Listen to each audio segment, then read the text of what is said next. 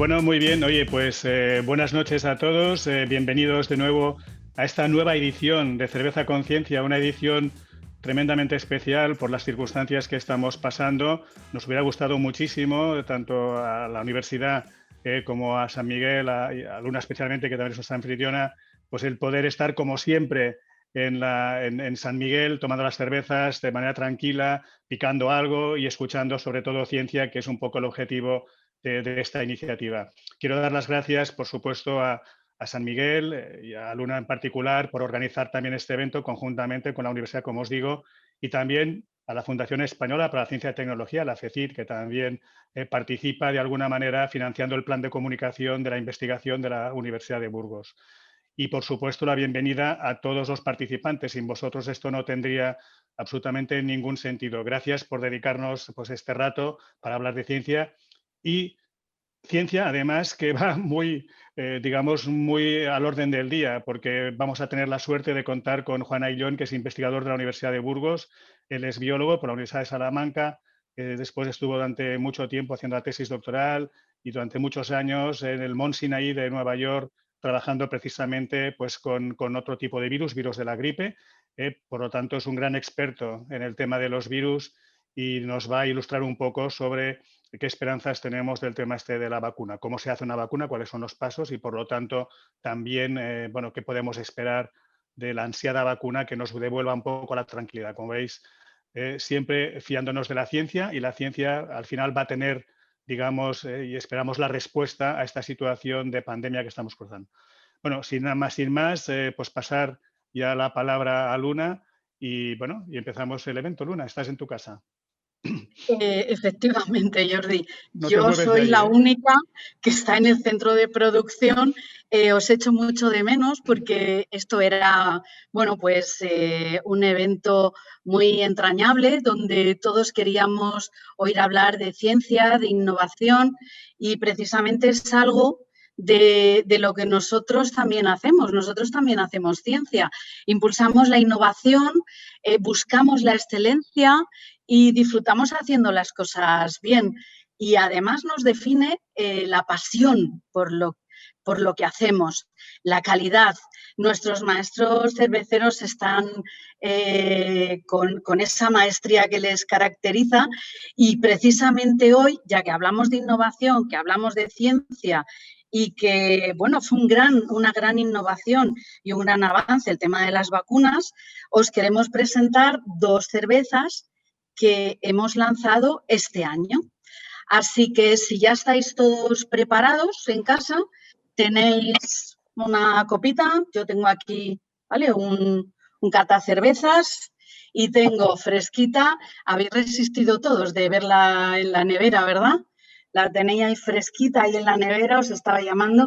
Esta forma parte de nuestra gama de San Miguel y es Magna Roja 00, igual a ninguna. Es una auténtica propuesta cervecera que aporta una alternativa original al mundo de cervezas sin alcohol.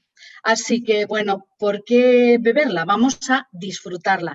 Y si os acordáis de otras cervezas Conciencia, para disfrutarla utilizábamos todos los sentidos, desde el ps del descorche, que me gustaría oíros a todos. Bueno, pues nos vamos a servir, como siempre, sabéis, la inclinación a 45 grados, nos vamos llenando, nos hacemos un toquecito de espuma y la tenemos ahí. Vale, lo primero que vemos es un color, no sé si, a ver, voy a poner un papelito blanco para ver si lo veis mejor. Bueno, nosotros para hacer esta cerveza combinamos maltas tostadas a diferente intensidad para obtener estos reflejos rojizos y que tienen un tono también un poco castaño. Bueno, como todos lo estáis viendo en casa, lo quito de cámara. Vale, si vamos a aroma, recordáis todos cómo hacíamos la cata de una cerveza. Vamos a notar unas intensidades como a frutas maduras, tenemos unos recuerdos herbales, un carácter aromático maltoso como a mosto, a caramelo, a cereales tostados. Vale, y ahora ya lo que estábamos deseando todos, pasamos a boca. Si recordáis, primero dábamos un pequeño sorbo para preparar nuestro paladar y ahora ya el trago tan largo o tan corto como queráis.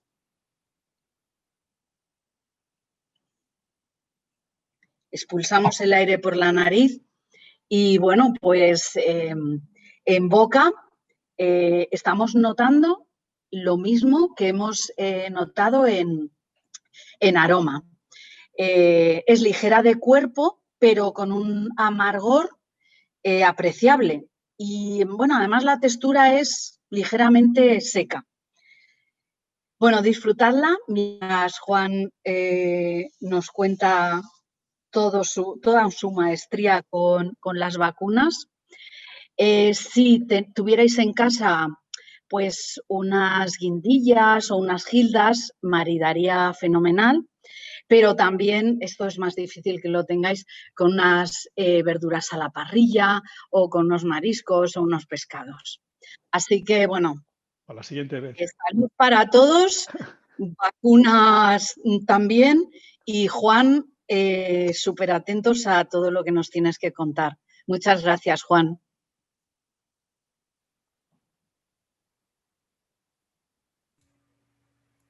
Pues hola a todos, no sé si se me oye bien. Pues muy buenas tardes, muchas gracias Luna y Jordi. Y pues vamos entonces, ¿se me oye bien, Jordi? ¿Todavía estás ahí? Sí, perfectamente. Perfecto. Pues entonces vamos a hablar un poquito mientras nos tomamos la cerveza esta, que por cierto sí que está bien buena. Pues vamos a hablar... Gracias, Juan. De verdad que sí. Vamos a que es inesperada, sí. Vamos a hablar un poquito de vacunas. El motivo por el que decidimos al final hacer una charla sobre este asunto, cuando Jordi me lo comentó, para hacer algo para este evento, que ojalá lo podamos mantener en condiciones más normales después, pues fundamentalmente es porque a los que tenemos algún tipo de relación profesional con todo lo que está pasando, la pregunta que más nos hacen es esta: ¿hasta cuándo vamos a estar así? Bueno, la respuesta sencilla es que no lo sabemos y no lo sabe nadie. La respuesta un poco más elaborada es que sabemos que esto va a seguir así hasta, como ha pasado en otras pandemias en el pasado, que haya un porcentaje de población lo suficientemente alto que haya sido expuesto al virus. Eso puede pasar de manera natural, como lo estamos haciendo hasta ahora, con más o menos control, que vemos que es un proceso muy lento, que puede durar años, y vemos el coste que tiene a todos los niveles, a nivel sanitario, a nivel económico, a nivel psicológico, y a veces, como nos está pasando ahora, corremos el riesgo de que se nos descontrole. Al menos sobre el papel cabe la opción de, bueno, pues que el virus haga lo que quiera, la pandemia haga lo que quiera, no tener ningún tipo de control. Esto no es una opción asumible porque el coste sería excesivo en todos los sentidos. No solamente la gente que se muriera del virus, la gente que se moriría de todo lo demás por tener saturado y completamente ineficaz un sistema sanitario, el coste económico sería incluso mayor que el que tenemos ahora y nuestra sociedad psicológica y culturalmente pues no podría aguantar. Estamos, por tanto, limitados a la primera opción. Pero lo que sí que podemos hacer es ayudarla de manera artificial, exponiendo a gente, como vamos a ver ahora, mediante vacunas al virus, sin que se produzca enfermedad. De eso es de lo que vamos a hablar hoy. Vamos a ver qué es esto de las vacunas, en qué fundamento biológico, de una manera enormemente sencilla. Esto es una charla muy divulgativa y no tengo ninguna intención de meterme en grandes tecnicismos. En qué se basan las vacunas, qué tipos de vacunas podemos ver, cómo se hacen y cómo se prueban, que también es algo que estamos viendo continuamente en los medios. Pues para empezar, lo primero que tenemos que entender para hablar de vacunas es un concepto que todos, absolutamente todos los seres vivos tenemos, desde una esponja hasta nosotros. Pueden ser más o menos complejos, pero todos tenemos un sistema inmunitario, que simplemente lo que es nuestra manera de defendernos de lo que de fuera nos pueda hacer daño. En nuestro caso, lo podemos equiparar con un castillo medieval y como un castillo medieval realmente está organizado en capas. Tenemos algo que nos viene a hacer daño, que pueden ser muchas cosas. Puede ser un hongo, como esto que hay aquí, pueden ser bacterias, puede ser un parásito, esto es la cabeza de una tenia, o esto es un coronavirus, pueden ser virus. Lo primero que el posible daño, el atacante se va a encontrar es la muralla, nuestras defensas de barrera. La piel es una barrera, obviamente, pero también lo es el moco, también lo son las lágrimas, también lo es la flora, lo que ahora llamamos microbiota, el resto de bacterias que viven con nosotros y nos hacen mucho bien. Bueno, eso es lo primero que va a parar al daño, pero si produce una brecha en la muralla, se va a encontrar con una siguiente capa de defensa. Imaginemos, son soldaditos y catapultas que bombardean a lo que venga, sea lo que sea. Esta defensa es inespecífica, es lo que llamamos la inmunidad innata, nacemos con ella prácticamente formada. Claro, es muy rápida, está subida encima de la muralla y es inespecífica. El virus que sea, cualquier tipo de virus que venga, se va a encontrar con ella. Mientras se produce la batalla entre lo que nos quiere hacer daño y nuestras defensas, es cuando vamos a tener más o menos síntomas, es cuando vamos a tener la enfermedad. Muchas veces estas barreras, tanto la primera como la segunda, son suficientes y podemos repeler lo que nos viene a hacer daño. A veces tiene que entrar en juego una tercera capa. Esta ya es específica. Es específica, hemos estudiado lo que nos venía a hacer daño, ya sabemos exactamente cómo es y podemos montar una defensa enormemente efectiva. Es tan efectiva como tener cazabombarderos bombardeando un ejército medieval. ¿Cuál es el problema? Que tardamos mucho en montarlo. Tardamos mucho en estudiar qué es lo que nos está atacando y montar esta defensa. Normalmente, cuando montamos esta defensa, acabamos con la enfermedad. A veces es demasiado tarde. Bien, estas tres capas, este sistema inmunitario que tenemos nosotros, tienen dos características muy importantes que vamos a ver a lo largo de la charla. Por un lado, tiene la capacidad de distinguir lo que somos nosotros, lo propio, de lo ajeno. Es enormemente xenofóbico. Lo que no somos nosotros, lo que viene de fuera, lo va a atacar. Eso generalmente es positivo porque nos evita daños que vengan. A veces causa problemas, no vamos a hablar de esto, pero para que os deis cuenta, un trasplante es algo que nos es ajeno. Y tenemos el problema del rechazo de los trasplantes porque nuestro sistema de defensa lo reconoce como tal y lo ataca. Otras veces el sistema se vuelve loco y reconoce cosas que son realmente nuestras como ajenas. Y eso está detrás de las enfermedades autoinmunes. Pero bueno, tenemos esta capacidad de distinguir lo que es propio y lo que es ajeno y, muy, muy importante, tenemos también la capacidad, nuestro sistema inmune tiene la capacidad de recordar las exposiciones a algo malo que hemos tenido anteriormente. Esos intentos de asalto al castillo, esas batallas. Estas dos propiedades, la capacidad de distinguir y la capacidad de recordar, son absolutamente fundamentales. ¿Qué significa esto de la capacidad de recordar? Pues si la primera vez que nos encontramos con un patógeno, algo que nos va a hacer daño, pasa todo lo que he contado anteriormente y se produce enfermedad, la segunda vez, cuando el daño ya lo conocemos, tenemos memoria de él y esa memoria hace que el nivel más alto, más específico, más efectivo de defensa contra el patógeno pasa muy rápidamente. Tan rápidamente que se carga a los atacantes prácticamente antes de que se produzca enfermedad o cuando solamente se produce muy poquita enfermedad. Esto es algo que probablemente los seres humanos hayamos observado desde el principio de los tiempos. Una vez pasada una enfermedad, en muchos casos o no se vuelve a pasar o se pasa más leve. Probablemente en el momento en que somos conscientes de que sufrimos enfermedades y que son de un tipo o de otro, probablemente nuestros antepasados ya se dieran cuenta de esto. Desde luego, sabemos que desde que hay registro histórico, hay registro de la memoria inmune.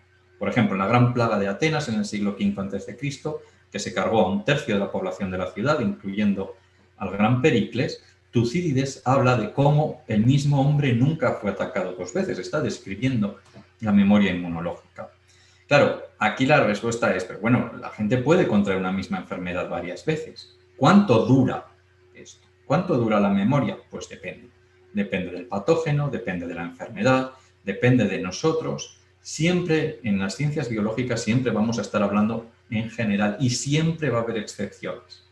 Por tanto, como la memoria muchas veces no dura para siempre, las reinfecciones son posibles. Claro que son posibles en muchos casos, pero también en la mayoría de los casos van a ser más leves. Esto es lo normal. Y de hecho esto es también lo que nos está pasando con el coronavirus. Entonces, cuando veamos todas estas noticias acerca de posibles reinfecciones aquí o allá sobre el coronavirus, tenemos que pensar primero que es normal y segundo, que también como es normal, la mayoría de las que estamos detectando van a ser más leves. Por tanto, como diría Tucídides, vamos a mantener la prudencia en el sentido aristotélico del término y no vamos a asustarnos más de la cuenta.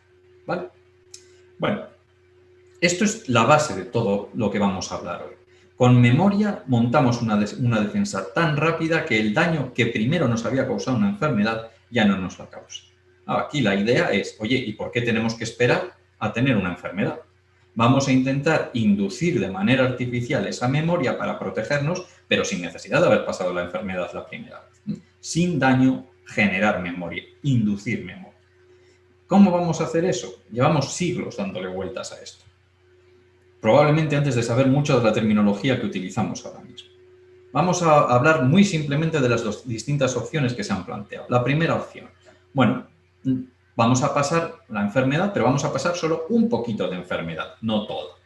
Por ejemplo, esto que tenéis aquí es una pústula de viruela, una enfermedad que afortunadamente ya no tenemos con nosotros. Esto era una pústula de viruela. Una opción era, con una lanceta como esta, hurgar ahí, contaminar la lanceta y hacer un rasguño en el brazo de una persona sana. Estabas metiéndole un poquito de viruela. Esta técnica, que nos puede parecer un poco pedestre, es antiquísima. Por lo menos sabemos que ya en el siglo XV se utilizaba en China y probablemente antes también. Se llama variolación. Variola es el término latín para viruela y también para pústula. Desde China pasó por todo Oriente hasta África y a Europa también llegó de la mano de una mujer, Lady Montagu, que era la esposa del embajador británico en Estambul. Y fue allí, en ese vínculo entre Oriente y Occidente, donde vio realizar la técnica. De hecho, desde África es desde donde pasa a las Américas por los esclavos africanos, que ellos también habían visto hacer en sus tribus y les enseñan a sus amos blancos cómo hacer. Como veis, es una idea súper simple. Funcionaba. La gente variolizada estaba protegida contra la enfermedad más grave que podrían adquirir después. Pero claro, para eso el problema es que un 2% de la gente variolizada moría, porque no le transmitían un poquito de enfermedad, le transmitían la enfermedad entera. Era una técnica muy, muy arriesgada. ¿Merecía la pena? Hombre, la viruela podía llegar a tener una letalidad, ahora que ya sabemos qué es eso de letalidad, de todos los que se enferman, cuántos se mueren, de hasta un 15, un 30%. Durante todo el siglo XVIII hubo muchísimo debate acerca de si esto merecía la pena o no. Voltaire era un gran partidario de ella y Kant, por ejemplo, estaba totalmente en contra, pero lo equiparaba a un suicidio a la ruleta rusa prácticamente. Ahora mismo la consideramos inaceptable. Necesitamos algo más seguro. Segunda opción, vamos a usar un señuelo. Un señuelo es algo que se parece mucho a otra cosa, pero que no es igual. Volvemos al ejemplo de la viruela. Estas pustulitas que vemos aquí, estas no las causa la viruela humana, pero las causa algo muy, muy parecido a la viruela vacuna. Estos son las ubres de una vaca. A la viruela vacuna a los seres humanos no nos hacen nada, pero sí que nos podemos contagiar las pustulitas. Se contagiaban de ellas las lecheras, las ordeñadoras, generalmente mujeres que trabajaban con las vacas. La observación es la base de la ciencia siempre, y alguien observó que las lecheras que tenían estas pústulas parecidas a la viruela humana en sus manos eran inmunes. Cuando llegaba la viruela y arrasaba con medio pueblo, a ellas no les pasaba nada. Luego de ahí pasamos a la experimentación. Oye, a ver si son inmunes porque tienen estas pústulas que se parecen mucho. Vamos a inocular esas pustulitas a una persona a ver qué pasa. Y eso, esa experimentación, hacer deliberadamente lo que pasaba de manera natural para corroborar una hipótesis, es lo que hizo el doctor Jenner a finales del siglo XVIII en Inglaterra. Tomó las pústulas de una lechera y con la muestra que había ahí inoculó, hizo un rasguño en el brazo de un niño de 8 años, un pequeño James Phipps, y James se volvió inmune a la viruela. Inmediatamente la repercusión de la inoculación del doctor Jenner tuvo muchísima repercusión, muchísimo éxito, y también desde el principio la primera vacuna, la viruela vacuna con la que se inoculaba a la gente, generó también muchísima suspicacia y muchísimo miedo. Esto es una viñeta satírica de una publicación de 1802 en la que veis aquí al doctor Jenner inoculando gente, bueno, a la que le pasan cosas grotescas. A algunos le salen cuernos, a otros le salen vacas de sitios, a una señora le sale una ubre del papo. Desde el principio, la vacunación generó muchísimo miedo, pero también desde el principio hizo muchísimo bien. No sabemos, nuestra sociedad ahora no entiende lo que es una enfermedad del tamaño de la viruela. Únicamente en el siglo XX, en una parte del siglo XX, estimamos que causó la muerte de unos 300 millones de personas. No podemos saber cuánta gente ha muerto de viruela a lo largo de la historia, porque siempre ha estado con nosotros. Sabemos que momias egipcias murieron de viruela. Fundamentalmente atacaba a los niños y encima los que sobrevivían en muchos casos acababan ciegos y casi siempre presentaban cicatrices bastante desfigurantes en algunos casos por culpa de la enfermedad. Nos tiramos 200 años inmunizando contra la viruela utilizando la viruela vacuna original de Jenner, y hace ahora justo 40 años, en 1980, la ONU declaró la viruela la primera enfermedad humana erradicada. Después de un proyecto de 30 años que la OMS, ahora que tanto nos metemos con la OMS, conviene recordar ciertas cosas, la OMS coordinó en los peores momentos de la Guerra Fría, consiguió que soviéticos y occidentales se pusieran de acuerdo, vacunaran en todos los países del mundo, rastrearan hasta el último caso de viruela, que fue en Bangladesh, y erradicaran la enfermedad. Un logro, a mi entender, que es el pináculo de lo que puede conseguir la raza humana. Llegar a la Luna no está mal, pero esto fue bastante más impresionante. Vamos a usar otro ejemplo de esto que he dicho, de utilizar un señuelo para hacer una vacuna, y esta vez lo vamos a relacionar con la pandemia del COVID. Ya, estas dos bacterias que tenemos aquí, que se parecen muchísimo, incluso a simple vista, mirándolas al microscopio, son dos micobacterias. La que está a la izquierda es la micobacteria de la tuberculosis. Causa tuberculosis a las personas, a nosotros. La que tenemos a la derecha es la micobacteria que causa tuberculosis en vacas. También la llamamos BCG, el bacilo de Calmette-Guerin, que son estos dos señores franceses que descubrieron esta bacteria hace unos 100 años. Y también desde hace 100 años, por el mismo principio del señuelo que he contado antes con la viruela, es la vacuna que utilizamos contra la tuberculosis, la principal vacuna que utilizamos contra la tuberculosis. Fundamentalmente en países endémicos, en África, en Asia, todavía 100 millones de niños son inmunizados cada año con la vacuna de la BCG. Ojo, aquí también hay que hacer un inciso para poner cosas en perspectiva, que a veces se nos olvidan. Tenemos una vacuna contra la tuberculosis desde hace más de 100 años. Tenemos antibióticos que son efectivos contra la tuberculosis, que es una enfermedad bacteriana. Y aún así, es una enfermedad que causa 1,5 millones de muertes al año, todos los años, con pandemia o sin pandemia. Esto conviene también recordarlo porque, de nuevo, nuestras sociedades occidentales no saben, se han olvidado del impacto increíble que pueden llegar a tener las enfermedades infecciosas. Ahora hemos tenido un recordatorio muy vívido con el COVID, pero estas cosas todavía siguen pasando. Pero si saco la BCG y la vacuna de la tuberculosis a colación, es porque ahora mismo se está probando la hipótesis de si la vacuna contra la tuberculosis, esta vacuna de 100 años, todavía nos podría servir contra la COVID.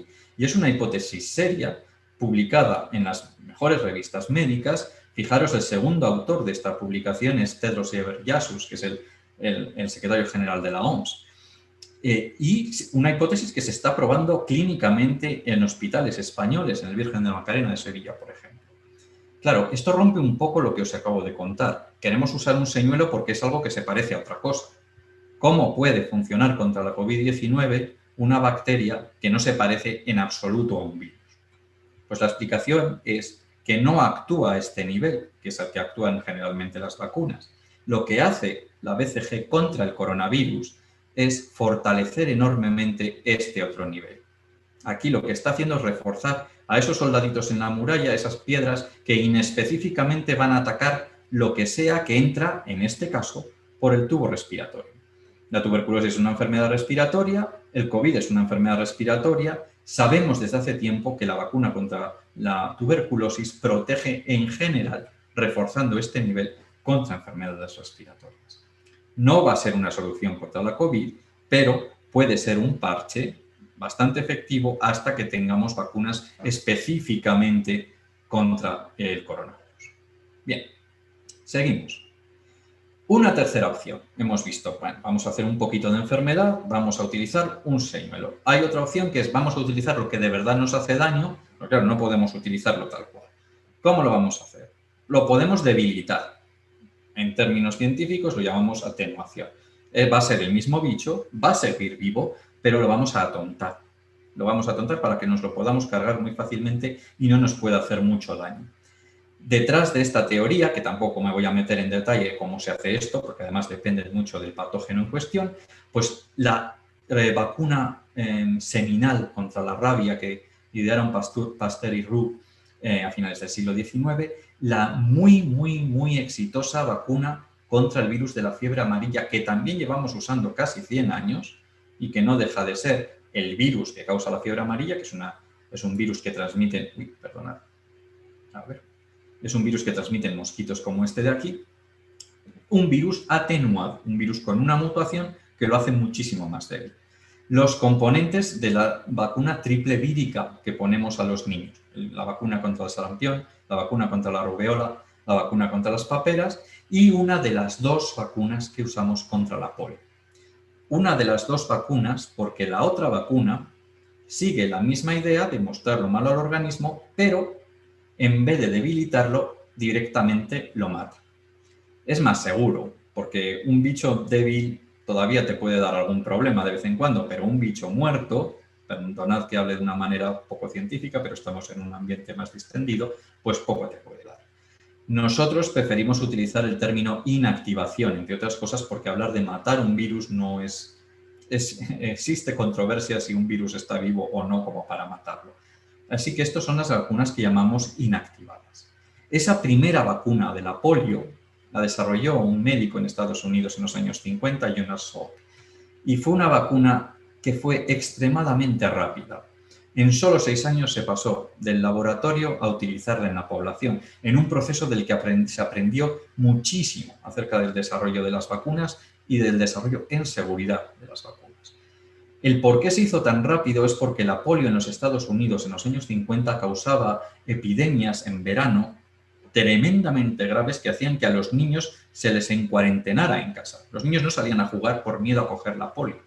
Era un problema que se había puesto además muy de relevancia por el hecho de que Franklin Roosevelt, el presidente que había sacado a los Estados Unidos de la Gran Depresión y le había llevado a ganar la Segunda Guerra Mundial, no podía usar las piernas desde que a los 30 años se había contagiado de la polio. Y normalmente no se le veía en las fotos así, pero mirad cómo tenía las piernas Roosevelt. Y de hecho por eso además murió prematuramente incluso antes del final de la guerra. Gracias a la vacuna de Salk y a la vacuna atenuada que hemos visto antes, la incidencia que llegaba hasta más de 20.000 niños infectados al año en los Estados Unidos fue disminuyendo y en los años 80 la polio se erradicó en aquel país. El éxito de estas vacunas contra la polio también ha llevado de nuevo a la OMS a organizar una muy ambiciosa campaña para intentar hacer lo mismo que habían hecho contra la viruela, erradicar la polio. Y en 30 años han pasado de tener más de 100 países donde la polio todavía podía encontrarse endémica, entre ellos España, a solamente 2 en la actualidad. Solamente quedan Pakistán y Afganistán, porque Nigeria, que sí que estaba en el 2017, ya no está. Es muy probable que la polio sea la próxima gran enfermedad humana que conseguimos erradicar, pero hay que llevar cuidado. Siria, en el que la polio estaba erradicada, a raíz de la guerra hemos vuelto a ver casos endémicos ahí. Bien, no solamente la vacuna contra la polio de Salk es un ejemplo de vacuna inactivada con el patógeno muerto, también la que utilizamos contra la hepatitis A, la que utilizamos actualmente contra la rabia y muchas de las que utilizamos contra gripe. Un modelo que seguimos utilizando desde los años 40. De hecho, Jonas Salk empezó trabajando en estas vacunas contra gripe y luego pasó a desarrollar la de la polio. Voy a hablar un poquito de las vacunas contra la gripe porque encima ahora estamos en plena temporada de vacunación y siempre hay preguntas acerca de esto. Las vacunas contra la gripe son como el mito de Sísifo, este mito griego en el que un pobre hombre es condenado a subir una piedra por una ladera y cuando llega arriba la piedra vuelve a bajar y así eternamente.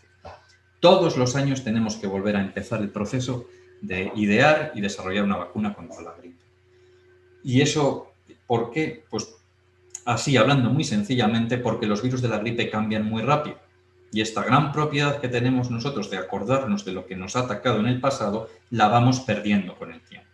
No solamente eso, hablamos de gripe como si fuera una única enfermedad, pero realmente son hasta 4 tipos distintos de virus de la gripe los que están circulando en nuestras sociedades cada año. Algunos cambian, otros no, unos cambian muy rápido, otros no. Un año hay mucho de uno, poco de los otros 3, etcétera, etcétera. Imaginaos, es la complejidad pero multiplicada por 4. ¿Qué se hace entonces? Volvemos a la OMS. Bajo el paraguas de la OMS hay más de 100 centros nacionales de gripe distribuidos, esos son los puntitos azules que tenéis aquí, distribuidos por todo el mundo, que recogen información de lo que está pasando con el virus de la gripe en los respectivos países y se coordinan con 5 centros de referencia. En Atlanta, en Pekín, en Tokio, en Londres y en Melbourne. Toda esa información recopilada sirve para que en 2 reuniones al año se recomiende la composición de las vacunas. En una reunión en septiembre se decide cómo van a ser las vacunas para el hemisferio sur, para su invierno, nuestro verano. Y en una reunión en febrero se decide cómo van a ser las vacunas en nuestro invierno, para el próximo octubre-noviembre. ¿Por qué esas fechas? Porque necesitamos, después de decidir todo esto, unos 6 meses para producir y distribuir las vacunas. Y este proceso lo tenemos que hacer todos los años. Es un proceso tan complejo que requiere tantísima cantidad de información que pueden pasar muchas cosas mal. Y de hecho, las vacunas de la gripe unas veces funcionan relativamente bien y otras no. Los años en los que tenemos una cepa, perdón, aquí en vez de capa debería decir cepa, una cepa especialmente mala de virus circulando y una vacuna que no es especialmente efectiva, lo que vemos es algo a lo que desafortunadamente nos hemos acostumbrado mucho últimamente, que es un exceso de mortalidad exagerado en los meses de invierno, como por ejemplo este de aquí. Esta temporada 2017-2018 fue especialmente mala en España. Atribuimos unas 15.000 muertes al virus aquel año. La vacuna no era muy efectiva, el virus se cebaba especialmente el tipo H3N2 con la población mayor y con enfermedades previas. Todo esto nos suena, ¿verdad? Porque es la misma población de riesgo del coronavirus. Pero, aun siendo las vacunas no tan buenas y el proceso tan largo y tan difícil todos los años, lo cierto es que incluso una mala vacuna puede ayudar mucho. Y por eso he puesto este panel. Incluso aquel año, que fue tan malo de gripe, y que solamente habíamos conseguido vacunar al 50% de la población de riesgo, incluso aquel año conseguimos evitar muchos casos leves, muchos más casos hospitalizados y muchísimas muertes. ¿Por qué saco esto a colación? Aparte de para incidir en que la población, sobre todo la población en riesgo, se tiene que vacunar contra la gripe. Incluso aunque ahora la primera jornada de vacunas que tengamos contra el coronavirus no sean ninguna maravilla, incluso aunque sean tan, vamos a decir, decepcionantes como las que tenemos contra la gripe, van a poder hacer mucho para paliar la situación que tenemos ahora hasta que tengamos algo mejor. Con ese pequeño mensaje optimista quería dejar este tema de la gripe. Nos falta por ver una última opción para desarrollar vacunas. Producir un poquito de enfermedad, utilizar un señuelo, mostrarle lo malo al organismo habiéndolo debilitado o habiéndolo matado. Otra opción es, no vamos a enseñar todo lo malo, vamos a enseñar solo partes de lo malo. Esas partes que son importantes para inducir la memoria inmunológica de la que llevamos hablando todo el rato. Y eso es lo que llamamos antígenos. Las partes importantes para inducir memoria. Cuando llamamos test de antígenos, ¿qué es lo que están buscando? Están buscando a ver si esas cosas, esos antígenos están presentes en una muestra. Bien. Se pueden hacer de muchos tipos. Aquí hay una enorme variedad de vacunas. Por ejemplo, muchas bacterias no nos enferman directamente ellas. Lo que hacen es segregar toxinas, que es la que nos enferma. Bueno, podemos utilizar parte de esas toxinas que no tienen efecto, para protegernos. Esos son los antígenos. Por ejemplo, nuestras vacunas de la difteria y del tétanos funcionan así. Podemos utilizar partes de la pared, de la cola de las bacterias o de parásitos para lo mismo, enseñar solamente esa parte, como si fuera un cartel de se busca a la policía, a las defensas de nuestro cuerpo, para generar memoria.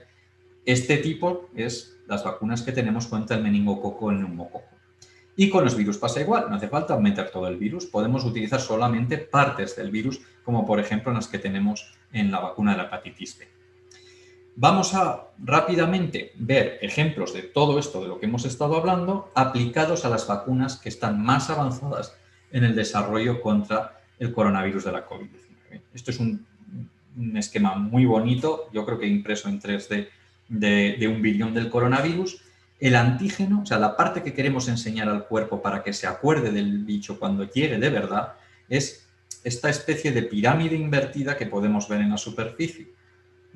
Lo que llamamos la espícula del virus, que es lo que utiliza para entrar dentro de nuestras células y lo que más memoria va a producir. Es lo que le da al virión ese aspecto de tener una corona. Ahora, ¿cómo le vamos a enseñar la espícula al cuerpo? ¿Cómo vamos a presentar este cartel de se busca? Eso ya depende de las distintas estrategias que se están siguiendo para desarrollar una vacuna. La famosa vacuna americana, que según el todavía presidente Trump iba a estar disponible hace 2 meses, que está generando una multinacional farmacéutica Moderna junto con los Institutos Nacionales de la Salud Americana, o la vacuna que está generando Pfizer con muchos fondos del gobierno federal alemán. Las dos utilizan la misma estrategia, que es meternos las instrucciones para que nosotros mismos hagamos la espícula del coronavirus. Eso es básicamente lo que es un gen. Estas vacunas solamente meten el gen. Las instrucciones, nuestras células generan la espícula del coronavirus y con eso tenemos memoria contra el mismo. Otra opción, la famosa vacuna de Oxford, entre comillas, porque realmente es de una multinacional, AstraZeneca, en colaboración con la Universidad de Oxford, la más desarrollada de las vacunas chinas y también la muy famosa vacuna rusa que se nombró con el guerrafriesco nombre de Sputnik. Todas más o menos siguen la misma estrategia, que es utilizar un virus inofensivo que no nos hace nada, se mete dentro de nosotros, replica, o sea, se multiplica alegremente, pero no nos hace nada, pero le han metido las instrucciones también para que produzca y nos enseñe la espícula del coronavirus, el antígeno del coronavirus. Además de estas dos opciones, hay más. Hay 2 vacunas chinas muy avanzadas que utilizan la estrategia que hemos visto de utilizar el patógeno muerto. Crecen grandes cantidades de coronavirus, lo matan químicamente y lo que nos enseñan básicamente es el cadáver. Estas también están muy avanzadas. Y en España hay 3 vacunas que están también muy avanzadas y dentro de poco van a empezar a probarse en seres humanos.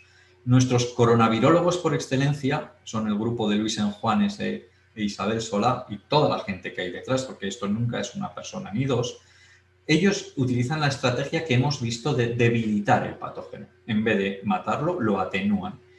Y pueden hacerlo porque son muy, muy buenos modificando genéticamente el coronavirus. Ahí hay coronavirus vivo, pero lo atenúan tanto que no te va a causar enfermedad.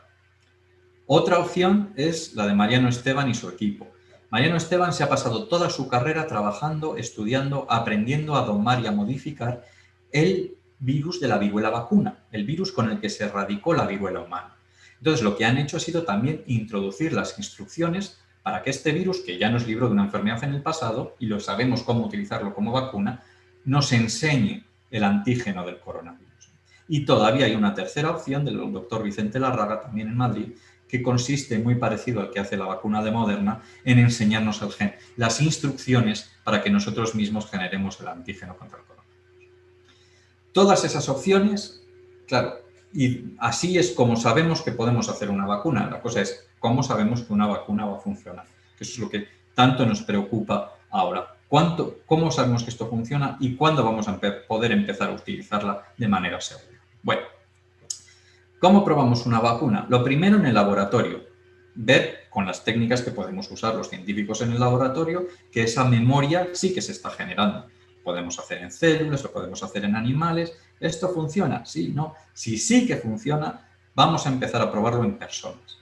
Primero, la fase 1, con muy poquitas personas, gente sana, a la que monitorizamos muy directamente, porque aquí lo que nos interesa es ver si la vacuna es segura o no.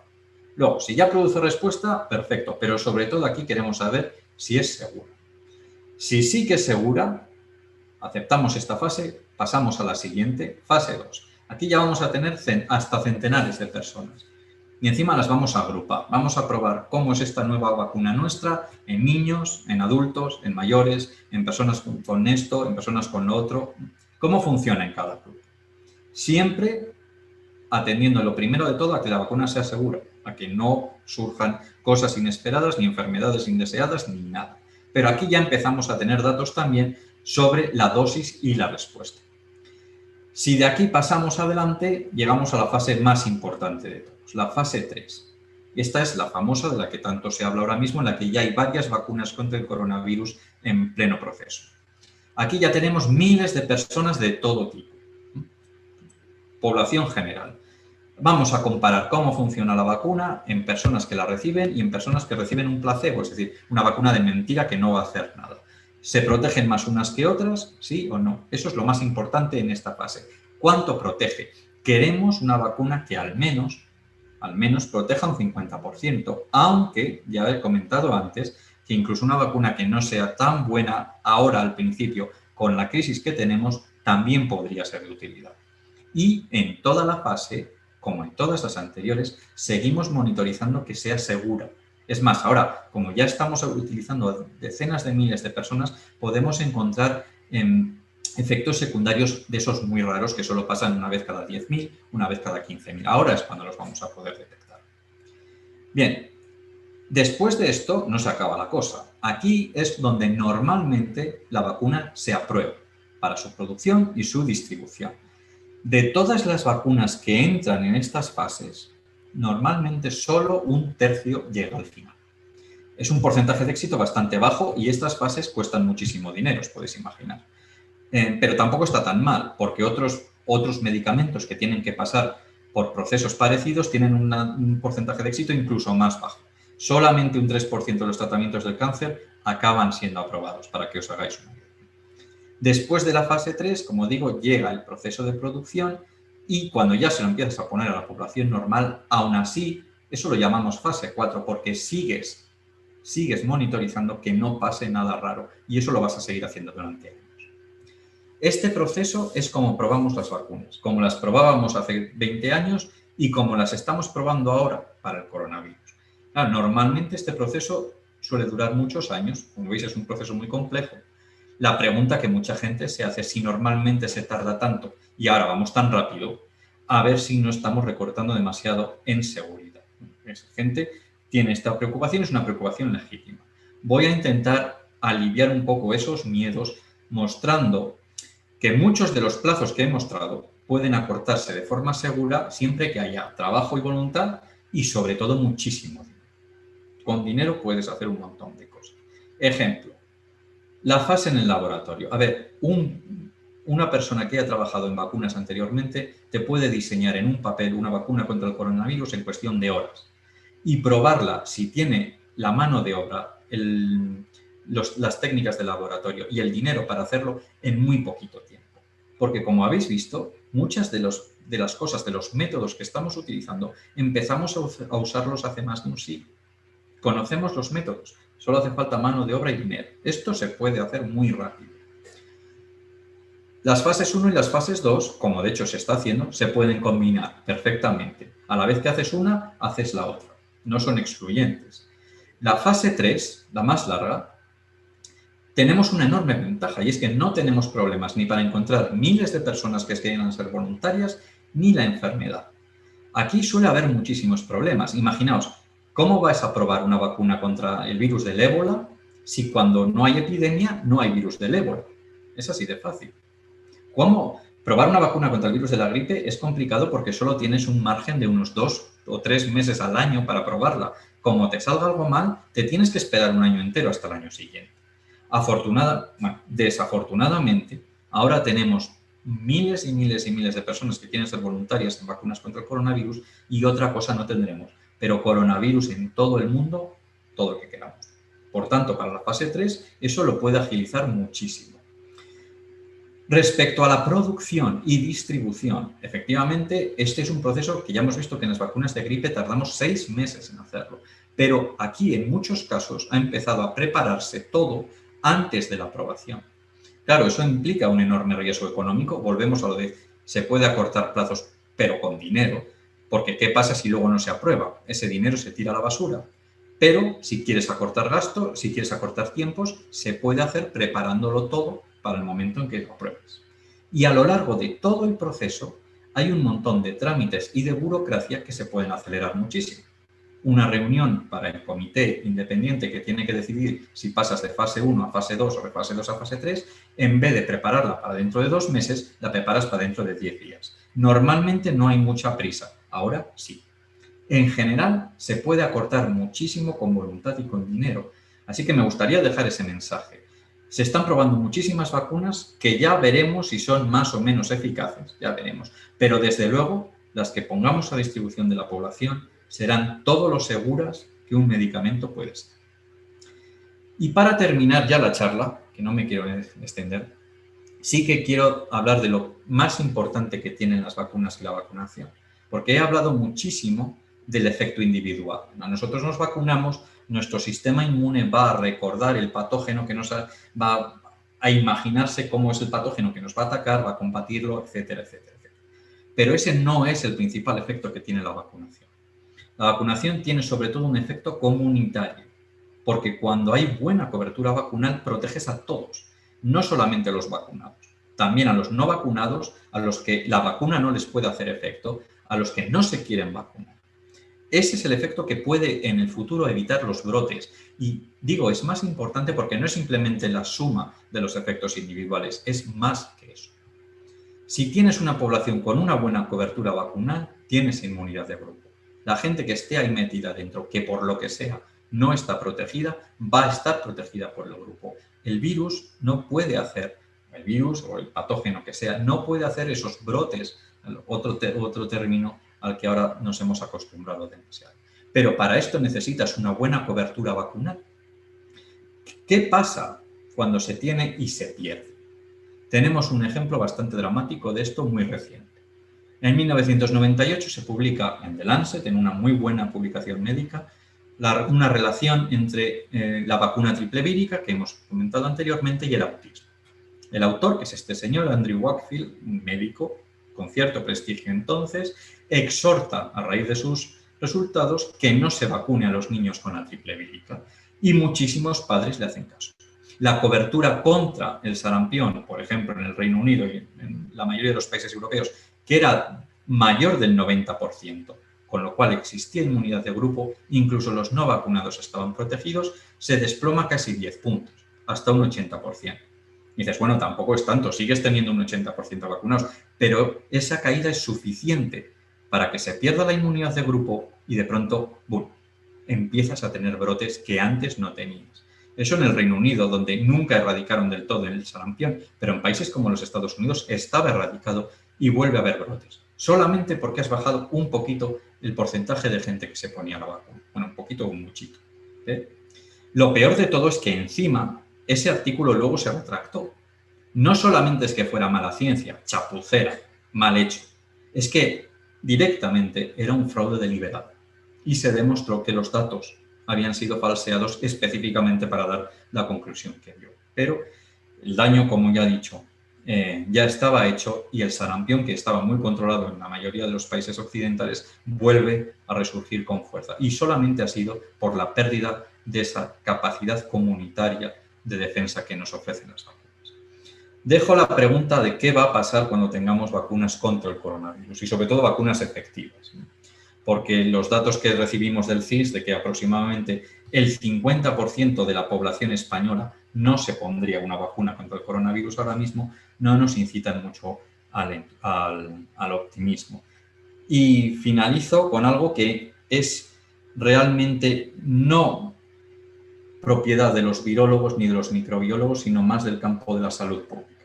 Y que me gustaría que quedara muy claro. Una pandemia no es un problema médico. Trasciende con muchísimo lo médico, lo biosanitario, lo biológico. Una pandemia es un problema social.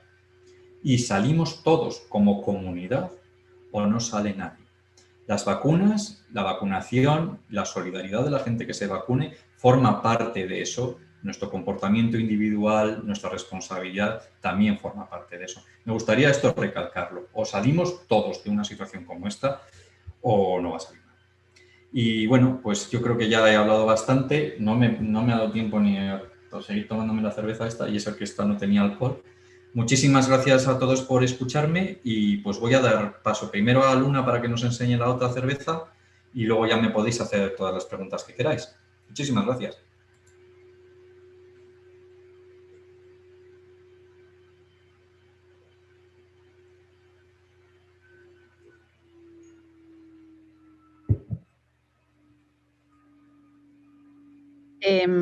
¿Estamos ya? Hola, Luna. Sí, estamos ya. Luna. Es que estoy viendo a Juan. Juan, me has dejado sin palabras.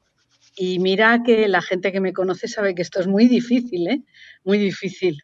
Ha sido, bueno, magistral.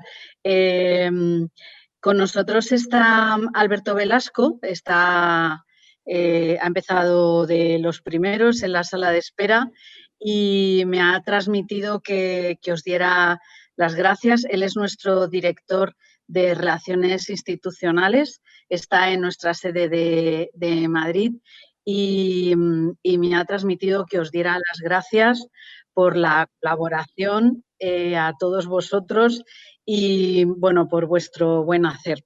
Así que, bueno, pues quería transmitíroslo. Seguramente que escribirá alguna cosita en el chat. Y, bueno, he visto que ha tenido mucho éxito la cerveza anterior, así que, bueno, ahora vamos con una innovación también de este año, también con la marca San Miguel, Yakima Valley. Quizá este nombre no suena a nada, pero en el estado de Washington hay un valle que se llama Yakima. Hay unos cultivos de lúpulo muy interesantes que dan unos aromas en la cerveza impresionantes y también unos amargos también un poco distintos a los que estamos acostumbrados. Además, estamos hablando de una IPA, o sea, una Indian Pale Ale, con lo cual es una cerveza de fermentación alta, ¿vale? Cambiamos de aromas de lúpulo, que son como más afrutados, más cítricos, lo vais a comprobar, y además fermentación alta. Generalmente nuestras cervezas, las que hacemos, pues son lager y estamos hablando de una ale. Así que vamos a encontrar cosas muy distintas a las que estamos acostumbrados. Por cierto, agradeceros también que nos habéis estado enviando mails, pues eso, agradeciendo y la sorpresa de que todos recibisteis en vuestra casa un paquete como el que tengo aquí detrás de nuestro e-commerce de Tienda Solana. Luego, si queréis, bueno, ahora que ya a partir de las 10 no podemos ir a hostelería, pero bueno, si decidís que queréis seguir probando nuestras cervezas, en nuestro e-commerce tenéis de todas y de todas nuestras marcas, o sea, creo que las vais a encontrar todas, de la gama San Miguel, de la gama Mao, de la gama Alhambra, Reina, La Salve, en fin, incluso las cervezas también internacionales. Y luego, si me acuerdo, os paso un código que nos han hecho especial para que tengáis un descuento, ya que habéis participado en la charla. Venga, pues, ¿os parece que después de identificada Samu Yakima Valley, que antes no te acordabas del nombre, os parece que pasemos ya a... ¿Qué os parece la imagen? Una imagen moderna, innovación ahí. La verdad es que está bien. Aprovechamos hasta el sonido del descorche. Nos la servimos en nuestra copita. Espero que todos tengáis la copita, que no la hayáis bebido en casa, que la hayáis aguantado hasta ahora. Vale, pues, ¿qué nos encontramos?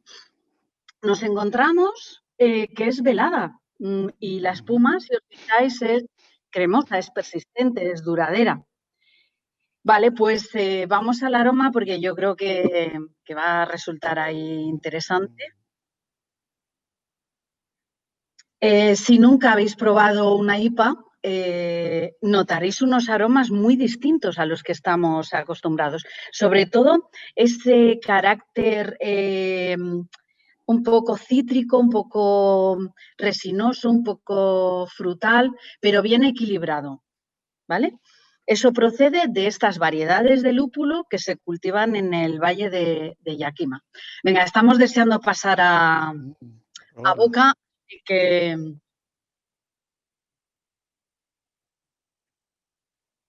Vale, notamos una textura con cuerpo, ligera astringencia, ¿no? Un poquito así rasposo en la lengua y el amargor marcado, aunque es muy agradable y además es persistente. Veo, Jordi, que te estás empleando ahí. Me encanta. Sí, hay que probar, está riquísima. Me encantaría veros a todos. De hecho, ahora os voy a contar el maridaje por si lo queréis probar en vuestras casas. Y luego, bueno, pues si os parece, os invito a que nos pongamos las cámaras para que tengamos un recuerdo de esta experiencia, la primera experiencia online. Fijaos, este es el 4º año que llevamos ya, Jordi, con Cerveza Conciencia. Así es, Luna. Y este año que era tan difícil para todas las cosas, gracias a vosotros, y hemos intentado por todos los medios, tuvimos que aplazar la sesión que teníamos prevista para el 12 de marzo, por razones evidentes, pero es un placer volverlo a hacer y además contar con componentes fantásticos. Así que, bueno, ¿con qué maridaríais? Evidentemente esta cerveza va muy bien con sabores orientales que lleven curry, cilantro, toques a la cocina italiana, con esos toques ahí tan especiados, tan herbales. También con cosas más cremosas como queso de cabra o salsas cremosas de queso, de nata, y desde luego va muy bien con cosas picantes como cocina americana, burritos, fajitas y patatas bravas, en fin, no quiero, pero esto lo podéis hacer luego ya de tarea para casa. Vale, pues, ¿qué os parece si abrimos las cámaras? Quien quiera, esto es voluntario, hacemos una foto de familia que a mí me hace especial ilusión y brindamos. Brindamos, yo creo que por la salud que nos pueden dar las vacunas, las investigaciones y toda esa innovación de la que hemos hablado antes. Pues sí, oye, Estoy por la ciencia. Y por la ciencia, por supuesto, ciencia, finalmente. Claro. Vale, pues tenemos ahí ya abiertas las cámaras. Sí, bueno, a ver, Fernando y colegas de la Unidad de Cultura Científica de la UBU, prepararos para hacer la foto, ¿eh? Y vamos a brindar por el éxito de las vacunas y que pronto podamos vernos en persona y poder, bueno, pues celebrar una sesión de Cerveza Conciencia, pues eso, de manera presencial, ¿vale? Cuando tú digas, Fernando, tú eres el que manda aquí, ¿qué hacemos? Un segundo. Estamos todavía solicitando que esto para solicitar a todo el mundo la cámara es un poco lento. Pero bueno, ya veo que hay un montón de gente que ya está poniendo. Hola a todo el mundo. Está bien vernos las caras. Saludamos aquí. 3 participantes, Jordi, un éxito de participación. Bueno, sí, somos hombre, la verdad es que, bueno, habéis puesto también, ¿no? Bueno, aparte, vamos, también decir, la experiencia de eso que decías tú de 4 años y un poco, pues también agradecer a toda la gente que se ha conectado y efectivamente la charla de Juan ha sido absolutamente increíble. O sea, yo creo que esto es algo que se ha grabado y que creo que se va a poder poner, bueno, pues que mucha gente va a poder utilizarla de información. Ha sido, Juan, te felicito, ha sido una grandísima charla. Bueno, vamos a quitaros de destacados. Disfrutando de la cerveza. o al menos eso espero, que la tenga ya fresquita. Fernando, ahí vale. Sí, nos podemos poner ahora en vista de galería para vernos todos. Sí, ya he puesto la vista de galería. Quien quiera puede ponerla también. Bueno, pues para ver vamos a decir, el conjunto de gente que estamos aquí. Veo por ahí el rector, David, Natalia, Pilar, algunas cuantas caras conocidas. Buenas a todo el mundo. Nada, vamos a ponernos en una pose y hacemos una captura de pantalla. Chin, chin, salud. Salud, para que esto se acabe pronto. Brindis, y ala, un trago a vuestra salud. Bueno, oye, yo le he dado un trago y no está mal el primer trago. Está buena, está muy buena, la verdad, ciertamente. Es fantástico. Sí, es muy buena, la verdad sí es muy rica. Samuel, mientras vamos degustando la cerveza, y pues si quieres puedes empezar a introducir ya las preguntas para que Juan vaya contestando si hay preguntas de la audiencia, para que podamos ir teniendo un poco esa parte de debate y tomar la cerveza tranquilamente mientras escuchamos las respuestas de Juan. Muy bien. Bueno, ha habido muchas preguntas, gracias por la participación. Y nada, Juan, te voy a comentar. Bueno, también muchas gracias porque, bueno, en general le han felicitado mucho por la charla. Le ha gustado mucho a la gente por lo que se puede leer. Te voy a leer además algún comentario de estos para empezar con, con buen sabor de boca. Bueno, aparte de que la cerveza, la 00, ha sorprendido. No sé si ha sorprendido, a mí me ha sorprendido. Estaba buena, estaba buena. A mí me ha sorprendido porque admito que yo no espero mucho de las 00, pero estaba buena. Y nada, bueno, pues vamos a ver algunos comentarios que tenemos por aquí. Pues nada, dicen que gracias, es brillante la charla. Mañana, por cierto, recordatorio, mañana estará en YouTube, en el canal de Hugo Investiga, para que la podáis compartir con quien queráis, ¿vale? Ha sido súper interesante, magistral, aplausos, genial, muy instructiva la charla, enhorabuena. Y creo que alguien comentaba también eso, que había sido muy didáctica. Bueno, estos son algunas de los comentarios simplemente pues para eso. Esto es lo bueno de tener un chat, que luego podemos leer los comentarios que ha tenido la gente durante la charla. Y vamos a pasar a las preguntas. La primera era de Ileana y preguntaba sobre la vacuna de la BCG, que si habría que revacunarse de esta vacuna. No se sabe qué pasa con ella. Claro, hay mucha gente que sí que ha sido vacunada contra la BCG. Para eso están haciendo los ensayos clínicos. Así que todavía no sabemos qué pasa con ella. De hecho, una de las posibles explicaciones al hecho de que una de las observaciones que llevó a pensar que la BCG podía estar realmente ofreciendo protección contra el coronavirus es que allí donde sí que hay mucha cobertura, porque en España, en los países occidentales, puedes encontrar gente vacunada, pero no se vacuna sistemáticamente a toda la población. Pero allí donde sí que se vacuna sistemáticamente a toda la población, la incidencia de los problemas que está causando la COVID son mucho más bajos. Claro, eso es esencialmente África. El por qué en África la pandemia no está haciendo prácticamente, está haciendo bien poquito, tiene muchísimo que ver con muchas cosas, fundamentalmente la demografía, el estadio epidemiológico en el que están, que no tiene absolutamente nada que ver con el nuestro, pero podría ser también el hecho de que allí la vacunación contra la tuberculosis es sistemática. Entonces, eso ha sido uno de los puntos fuertes que se han utilizado para apoyar la existencia de estos ensayos clínicos para la BCG. De todas maneras, no tengo ni idea de qué resultados en qué momento, a quién se le va a poder, ni siquiera si en algún momento se va a recomendar para la población general aquí, y en caso de la gente que lo haya podido tener anteriormente, si se les va a recomendar revacunarse o no. Se están haciendo los ensayos clínicos y según qué salga de esos ensayos, se decidirá. Claro. Luna nos preguntaba que para conseguir mejores resultados, si se podría aunar las investigaciones o es mejor simplemente pues eso, que cada equipo las haga de forma individual. Bueno, eso ya aquí nos metemos en temas muy serios. Porque ahí lo que estás diciendo es cuánto de competitividad es buena para la ciencia. eso daría para hacer un congreso. Mi opinión es que la competitividad, tal y como la tenemos estructurada actualmente en el sistema científico, perjudica más que ayuda. En el caso concreto actual de la COVID, igual no.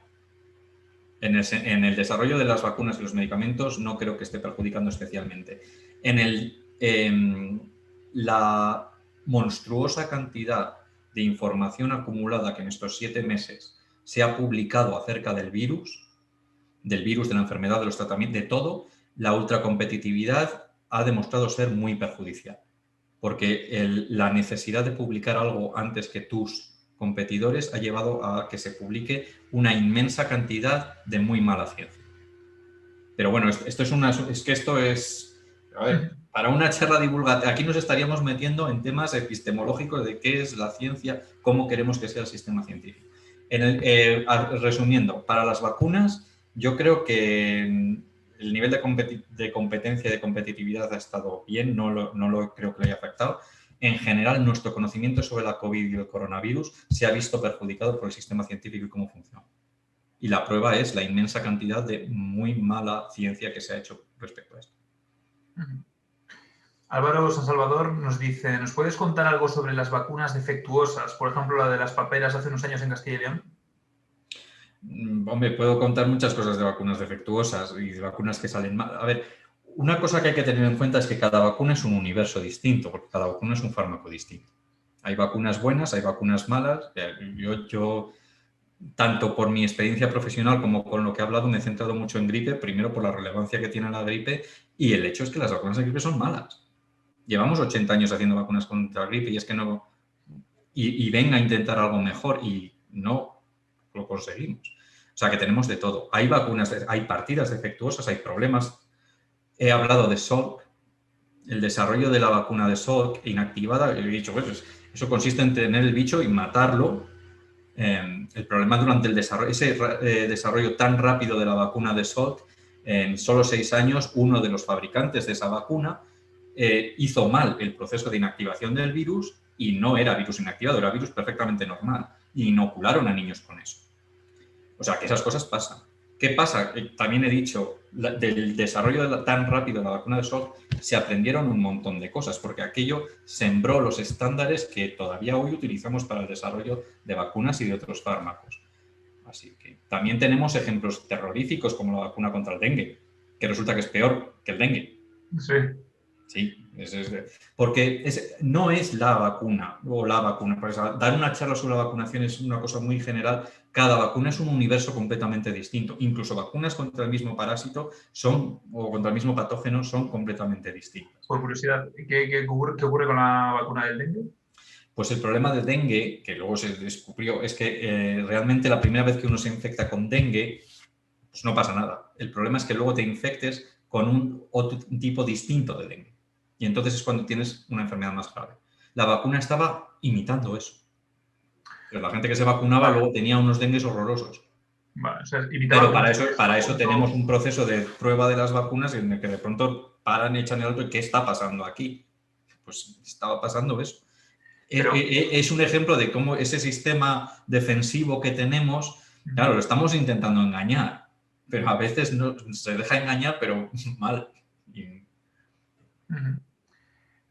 Eso es una de las cuestiones que, bueno, yo estaba pensando en ella, has hablado un poco de ella en la charla. Bueno, de hecho, en cierto momento has puesto como la pregunta ahí, es un poco una de esas cuestiones que yo creo que a nivel social general más miedo dan, ¿no? Y es esa idea de decir, bueno, porque nos demos demasiada prisa y porque hay esta presión social de sacar la vacuna cuanto antes, ¿qué pasa con la seguridad, ¿no? Roberto Quesada, he visto que ha puesto un comentario, bueno, es un investigador de aquí de la Universidad de Burgos también, ha puesto un comentario sobre eso, que hay que hacer el foco en la seguridad, etcétera. Y bueno, vamos, esto como que comentabas me recuerda a esto, que creo que existe, ¿no? Socialmente ese miedo a decir todo por una vacuna. ¿Y qué pasa si...? Y además que incluso aunque sea buena a nivel general, el hecho de que pudiera generar, vamos a decir, una serie de efectos secundarios o que pudiera generar si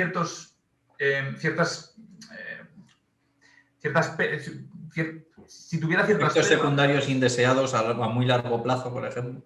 Por ejemplo, Pero Bueno. incluso a corto plazo, pero aunque sean pocos, que dices, bueno, hago la cuenta, ¿no? Y me sale mejor la vacuna que, aunque tenga algunos efectos secundarios. Pero simplemente esos pocos efectos secundarios, en el mundo en el que vivimos hoy, en el que todo se amplifica, quizá puedan generar una gran desconfianza hacia las vacunas. Sí, y a largo plazo. Ese es varias cosas aquí. Primero, ese es el principal motivo por el cual todo el mundo que nos dedicamos a esto estamos especialmente interesados en que las vacunas que se pongan a la gente sean lo más seguras que puedan ser. Precisamente por eso. Mira, Pasteur no quería usar su vacuna contra la rabia, que él sabía que funcionaba porque lo usaba en perros. Eso es la historia. Pasteur no se atrevía a usarla en personas. Estaba convencido que iba a funcionar, pero no se atrevía a usarla en personas porque sabía, como una sola persona se me ponga mala con esto, voy a perjudicar a la ciencia para siempre. Ahora mismo, esa es una de las garantías de por qué no vamos a probar absolutamente nada que no se puede. Incluso la vacuna rusa, que no deja de ser el stand publicitario la aprobamos antes de la fase 3, pero luego no la usa. Está aprobada. Decimos, venga, la tenemos aquí aprobada, vale, somos los primeros en aprobar una, pero luego no la están poniendo a la población. Y no la van a poner a la población hasta que estén absolutamente seguros de que eso no causa problemas de verdad. Ojo, otra cosa es, que también es muy indicativo, los mismos que se plantean que no se quieren poner una vacuna porque igual tienen efectos secundarios, son los que dicen que mejor contagiarse del virus. O sea, en ningún caso la vacuna va a tener más riesgo que contagiarte del coronavirus. Incluso los que no tenemos riesgo añadido, vamos a tener más riesgo de contagiarnos que cualquier vacuna. Y curiosamente son las mismas personas las que dicen que les da miedo ponerse eso y que luego no se quieren. Y que bueno, pues venga, ya me infecto normal y ya está. Lo que yo llamo así cariñosamente los lamebarandillas. Curioso. Hay muchísimo de sociología en todo lo que nos está pasando. Que eso a mí me apasiona, pero no correspondería más a un sociólogo y a un psicólogo social explicarlo de bien. No, desde luego, y a nivel global y social, creo que esta pandemia también, no sé cuáles, pero creo que va a tener muchas lecciones y tenemos que ir aprendiéndolas. Bueno, en cualquier caso, siguiente pregunta. Felipe Ezgui, ¿cómo se introduce el ARN del virus en nuestras células para que ellas repliquen ese elemento que queremos que luego nuestras defensas reconozcan como extraño? ¿Se usa otro virus? En el caso que se usa otro virus, lo he dicho. Utilizar el adenovirus, por ejemplo, como hace la vacuna de Oxford, no deja de ser una manera de introducir el material genético dentro de la célula utilizando otro virus. En los que no se utiliza un virus, se utiliza un vector químico. O sea, pues puede ser un liposoma, también no siempre el tipo de ácido nucleico que se introduce es el mismo, el que utiliza el doctor Larraga en España no es el mismo que están utilizando los de Moderna, pero si se utiliza un virus es un tipo distinto al de las vacunas que llamamos de ácido nucleico. En ese caso se utilizan medios químicos, que no dejan de ser al final básicamente pelotas como un virus pero vacías, pero bueno. No me quería meter en eso, ya son... Sí, igual es muy técnico esto ya, ¿no? Muy específico. Son detalles bastante técnicos. Nos dice Cusaurio, que sé que es Enrique Hernando, nuestro matemático de Ciricia, dice que si podría valorar la potencial utilidad de las distintas y variables medidas que están proponiendo las administraciones, bueno, y su utilidad. El confinamiento perimetral, domiciliario, estado de queda, toque de queda, ¿no? Distintos tipos de mascarillas. De nuevo, esto es un poco lo que decías de que aquí entra ya la sociología, la política y otras cosas, pero bueno, si quieres hacer algún tipo de... No, ahí ya te estás metiendo en epidemiología y salud pública. A ver, las medidas que se adopten, primero, y es algo que ya he dicho varias veces, no existe en ningún lugar del mundo un experto, ni un libro mágico con soluciones, ni hay soluciones mejores que otras. Tenemos un arsenal de cosas que podemos hacer y hacemos. Algunas son más drásticas que otras. La drasticidad de las medidas viene siempre con su contrapartida. Encerrarnos todos en casa sabemos que funciona muy bien, pero viene con un coste. Ahora, hay momentos en los que no queda otra. Y luego, respecto a la evaluación individual de cada medida, eso especialmente aplicada a la pandemia esta, nos llevará bastantes décadas de estudio de cuánto y en qué sitio esta medida calculamos que previno tal porcentaje de brotes o tal. Eso llevará décadas. A mí me gusta compararlo con lonchas de un queso suizo, de este que tiene agujeritos. Si pones una loncha de un queso, que vendría a ser llevar mascarilla, está lleno de agujeros y por ahí entra el virus como quieres. Si ya pones 2 lonchas seguidas, igual pasa las 2 porque justo hay 2 agujeros que coinciden, que sería la mascarilla y la distancia. Si pones 3, que serían la mascarilla, la distancia, la ventilación, ya prácticamente es imposible que el virus atraviese. ¿Qué porcentaje de agujeros tiene cada loncha de queso? Pues eso depende muchísimo de muchas cosas. Pero, es decir, las medidas que estamos utilizando, bien porque son de sentido, es que muchas de las medidas que estamos usando son de sentido común, pero nadie las ha probado nunca. Porque son de sentido común o porque las hemos estudiado hace 60, 70 años, me hace mucha gracia la gente que dice, pero es que esas cosas se decían en los años 40. Como habéis visto, la mayoría de las cosas que sabemos de vacunación se saben desde los años 30 a los 40.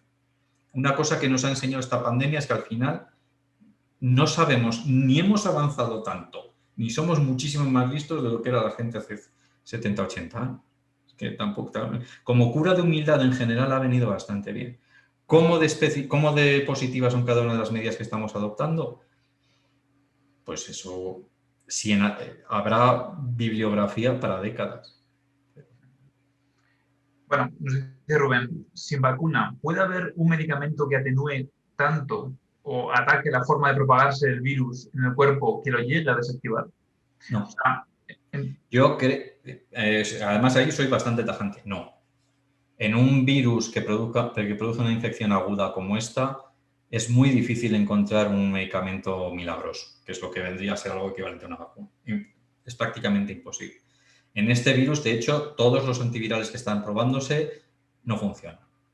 Fundamentalmente porque esta enfermedad tiene 2 fases muy definidas. En la primera es el virus el que se está haciendo fuerte.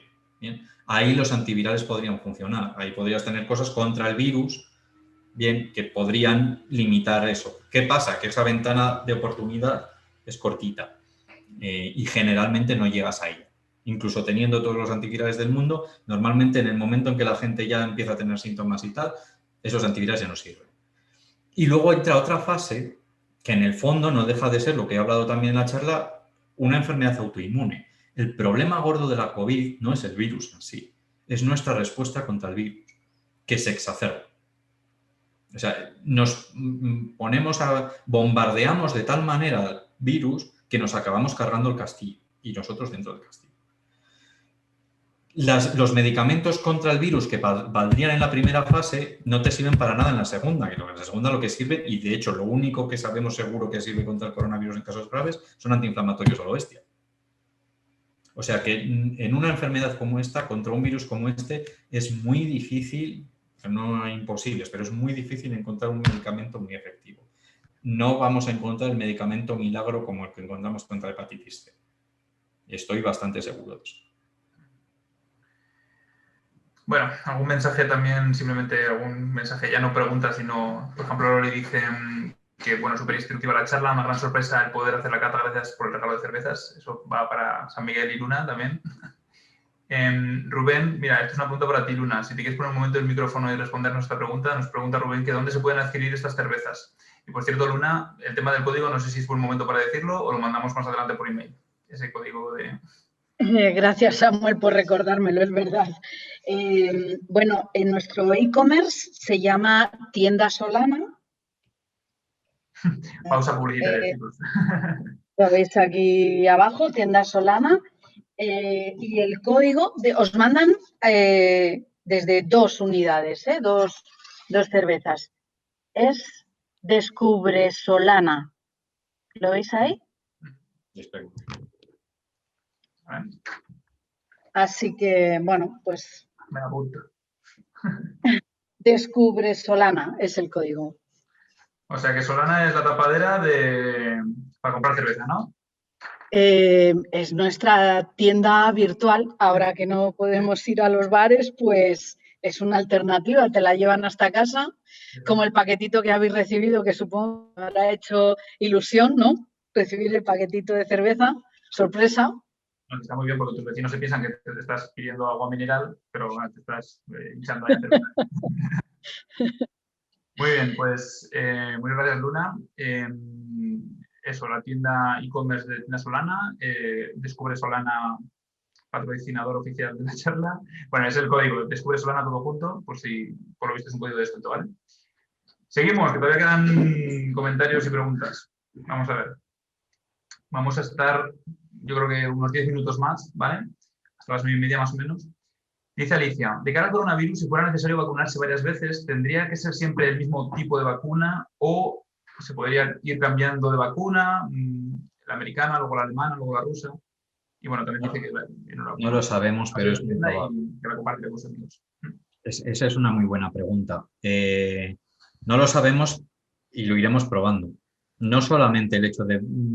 Tampoco sabemos si va a ser necesario cuántas vacunaciones, cuánto refuerzo con la misma vacuna distinta. El hecho de disponer, pues, de prácticamente 30, de aquí a un año vamos a tener 20 vacunas donde hurgar. Y algunas serán, como nos pasa con otras enfermedades, algunas serán más indicadas pues, para gente mayor, otras serán indicadas para niños, otras serán indicadas para población con este problema, otras se crecerán en huevos y no podrás ponerse a los alérgicos. La combinación luego ya empezaremos a jugar con ella, con vistas a tener el mejor resultado posible. Pero lo primero, que es lo que quiero recalcar, incluso aunque la primera jornada de vacunas no sea ninguna maravilla, y no puede ser una maravilla, pero tampoco nos debería sorprender que no lo fuera, aunque metemos ya los titulares que vamos a recibir cuando eso sea, aún así será enormemente útil. Porque gran parte de los problemas que estamos teniendo ahora mismo en Burgos, por ejemplo, los podríamos evitar con una vacuna que nos protegiera un 30%, un 40%. Es que un 30 o un 40% quiere decir en la población vulnerable y en la capacidad crítica del hospital, aliviarla muchísimo. Todos los años tenemos gripe, pero en gran parte eso lo podemos solventar porque estamos acostumbrados, porque tenemos un sistema que puede asumirlo y porque tenemos una vacuna, aunque sea mala. O sea que... Pero es una pregunta muy, muy buena. Y una de las ventajas que tiene el que haya tantas vacunas en producción. Por ejemplo, las vacunas estas basadas en adenovirus, como la china, la rusa o la de AstraZeneca, son adenovirus distintos. Entonces, en teoría, no hay problema en combinar una vacuna de esas con otra. Porque utilizar un virus como una vacuna, como vector de vacunación, tienes un problema. Y es que estás generando memoria contra ese virus. Entonces, luego, para volver a vacunar con ese mismo virus, tendrías un problema. Siguiendo con lo mismo de lo que hemos estado hablando. Pero el hecho de tener hasta 3 o 4 adenovirus distintos en desarrollo ahora mismo nos permitirían combinar. Pues la primera de Oxford, la segunda de la China, la tercera de la rusa. Vale, para las siguientes preguntas te voy a pedir cierta brevedad, ¿vale? Simplemente por eso, porque todavía quedan varias preguntas y bueno, es verdad que nos podemos pasar de esos 10 minutos que he dicho, pero por si acaso, vamos, puede ser un poco... Sí, no hay que pasar. ¿Vale? Me estoy enrollando yo más, pero... Vale. Alguien que se ha puesto de nombre Ubu dice, he oído que la vacuna española de Juanes, si sale adelante, va a ser una de las mejores. ¿Es esto correcto? Pues no sé quién dónde lo ha oído. No sé. A ver, ¿no? La vacuna de Luis y de Isabel es una vacuna, yo creo que va a ser una vacuna de segunda generación definitivamente. Y lo es porque es ahora mismo una vacuna atenuada. Las vacunas atenuadas generan siempre reticencia. Porque sigue siendo un virus vivo. Y un virus que se conoce poco y que no sabemos muy bien qué problemas tenemos con el coronavirus, entonces va a generar reticencias a probar una vacuna con un virus vivo tan pronto. Es verdad que tiene muchísimas ventajas meter un virus vivo en comparación con un virus muerto. Un virus vivo que replique un poquito, no deja de ser también lo de generar un poquito de enfermedad. Siempre vas a tener mejor respuesta si generas un poquito que si no generas nada, ¿no? La memoria va a ser más fuerte. En ese sentido, la idea es muy buena. Pero como medida de contingencia ante una crisis planetaria, yo creo que ya va con un poquito de retraso comparado con las de primera generación. Yo creo que entrará con más fuerza después. Por eso, porque una vacuna atenuada siempre presenta a priori, y de nuevo, porque la prioridad absoluta, tanto de los reguladores como de los que nos dedicamos a las vacunas, es la seguridad.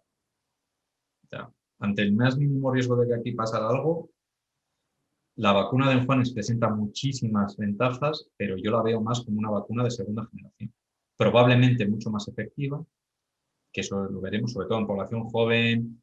Población joven sin riesgo previo probablemente sea de lo mejor que podamos usar. Eso es verdad.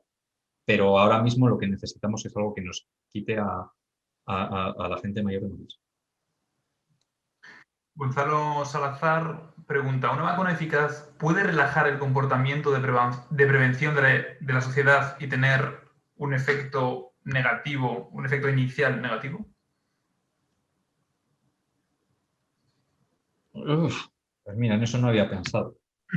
Una vacuna,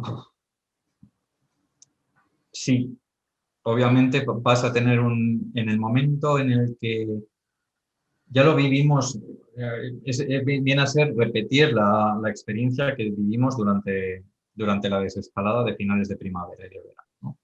En el momento en que no se percibe riesgo, te relajas. En el momento en que ya no se muera tanta gente, en el momento en que no haya riesgo del colapso del sistema sanitario, la gente se va a relajar. Lo que yo no tengo tan claro es que eso sea malo. Lo que no tienes tan claro es que, perdón. Que eso sea malo. Porque, a ver, esto va a durar años. Y en algún momento vamos a tener que retomar un aspecto parecido a una vida normal. Ahora mismo no podemos, obviamente. Es imposible y tenemos que tomar medidas drásticas para reducir las tasas de incidencia que tenemos en Burgos, que están desaforadas. Pero en el momento en que es como con la gripe. La gripe la tenemos asumida y controlada, y en el momento en que no genera más problemas de los que somos capaces de afrontar, bueno, pues dejamos que pase. Así que es una muy buena reflexión, pero dependerá también de la eficacia de la vacuna. O sea, al principio no, desde luego, porque al principio vamos a tener muy poquitas dosis y esencialmente no creo que vaya a haber mucho efecto social. Pero claro, en el momento en que no amanezcas todos los días con la prensa contándote el parte de cuántos muertos, cuántos ingresados, cuántos UCIs, ¿no? Lo que no tengo tan claro es que está mal. Bueno, aquí desde luego hay cierto debate. O sea, entiendo que aquí la cuestión es esto, vale, tenemos que andar hacia una normalidad, ¿no? Obviamente todos queremos llegar a una normalidad en algún momento, o lo que recordamos como una normalidad, pero claro, también cuanto más te relajas, más, o al menos en este momento, cuanto más te relajas, más, digamos, estás contribuyendo al peligro social, ¿no? O a la... Hombre, pero ahí entra también una cosa que he dicho yo, que es la prudencia aristotélica, es el saber qué hacer en cada circunstancia.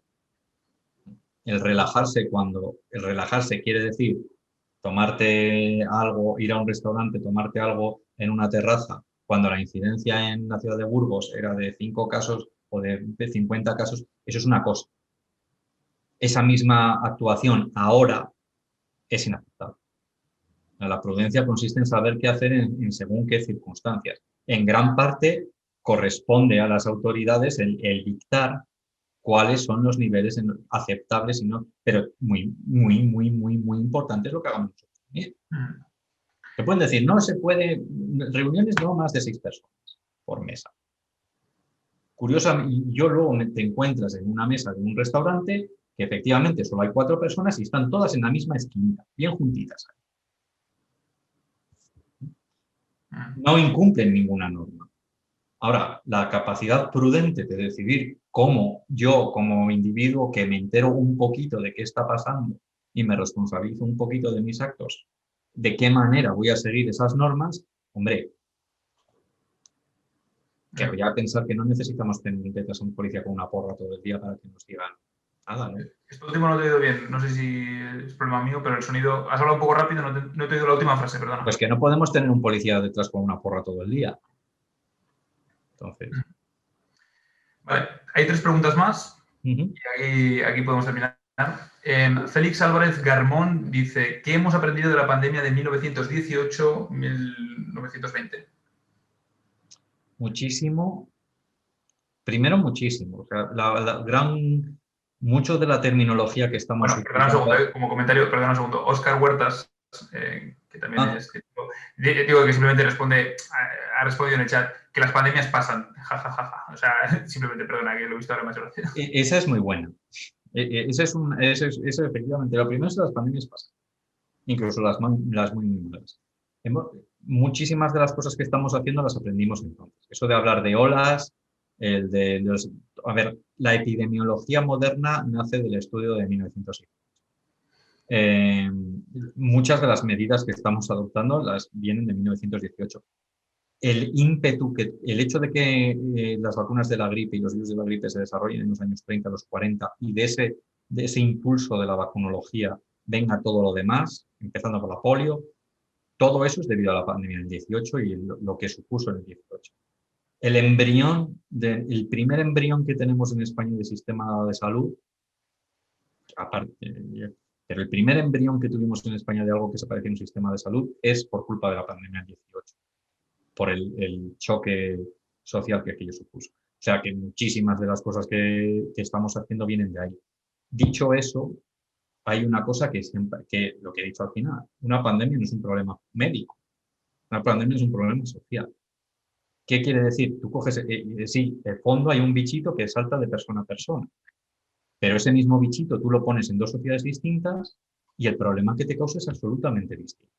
Y hemos hablado antes también del ejemplo de África, ¿no?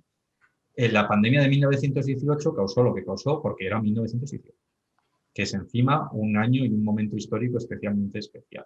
Y el coronavirus ha causado lo que ha causado precisamente donde lo está causando y porque es un momento histórico, cultural, demográfico muy, muy, muy, muy concreto. O sea que se pueden sacar muchísimas lecciones, pero hay muchas otras cosas que no se pueden extrapolar. Igual que no podemos extrapolar cosas de la pandemia de 2009, ni de la del 68, ni de la del 57. Porque son problemas sociales y fundamentalmente lo que importa es el sustrato, el contexto en el que se va a producir la epidemia. Muchísimo más que el patógeno en sí que lo está causando. En 1918 el coronavirus probablemente no hubiera hecho nada, por ejemplo. Por el tipo de mundo en el que era, que quizás no había Exactamente. tanto contacto global, ¿te refieres? No, porque no tienes una población es que la población española tiene un 25% de personas por encima de los 60 años. Además, encima de los 60 años, con un montón de condiciones asociadas a vivir tanto tiempo. Ese es el sustrato en el que una pandemia como esta causa el estrago que causa. Bueno, dos preguntas más. Antes de hacerlas, simplemente recordaros que os solicitamos, está en el email también, pero os lo voy a poner ahora mismo en el chat, hacer una encuesta, pues simplemente para que nos contéis un poquito qué os ha parecido la charla, para que sepamos un poco, también podéis poner sugerencias, comentarios, temas que os gustaría que tratáramos en próximas charlas, cosas que os han parecido mejorables, cosas que os han gustado. Nos contáis un poquito ahí, ¿vale? Y bueno, he puesto el enlace en el chat ahora mismo. Y terminamos con estas dos últimas preguntas. La primera sería, dice Roberto Quesada, investigador de la Universidad de Burgos, igual le conoces incluso en persona, dice, ¿por qué parece que hay cierta resistencia a considerar los aerosoles y la transmisión por vía aérea como una de las principales vías de transmisión de SARS-CoV-2? A ver, vamos a ser prudentes aquí. Yo no tengo tan claro que haya una resistencia a considerar los aerosoles como una vía de transmisión.